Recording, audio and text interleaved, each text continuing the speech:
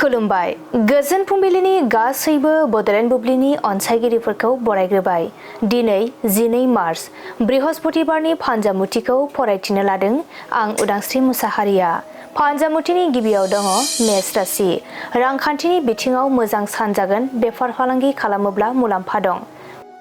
बृष राशि, नोंथांनि जेंनाया दिनै जोबस्रांनो हागौ, गोसोखौ रेजें मोनगोन। मिथुन राशि, नखराव गोजोन खुसिनि बार बारगोन, मोजाङै संसार जानो हागोन, मोजां सान। कर्कट राशि, गोसोआव गोबां दुखु फैनो हागौ, सिगां फारसे दावगालांनायाव गोबां हेंथा फैनो हागौ।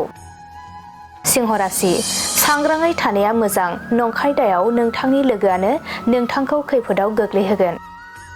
कन्या राशि, बेफार फालांगि खालामोब्ला गोबां मुलाम्फा जानो हागौ, मुलाम्फा गोनां सान। तुला राशि, नोंथांनि आंगोआ नोंथांखौ नागिरफिनगोन, नोंथांनि थाखाय गोजोन सान जागोन। वृश्चिक राशि, माबा मोनसे खामानि मावनो लानायाव जाफुंनो हागौ, गोसोखौ गोजोननाय मोनगोन।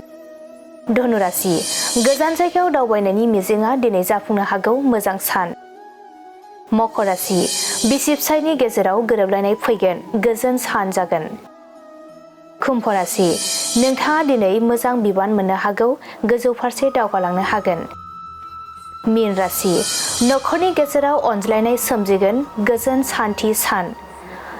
दिनै सानसेनि राशि फरायथिनायाबो एसेनोसै। आसा खालामो नोंथांनि दिनैनि साना मोजाङै मोजां थांगोन, बेखौ बड'लेण्ड बुब्लि नखरनिफ्राय मिजिंथिबाय। गोजोन्थों।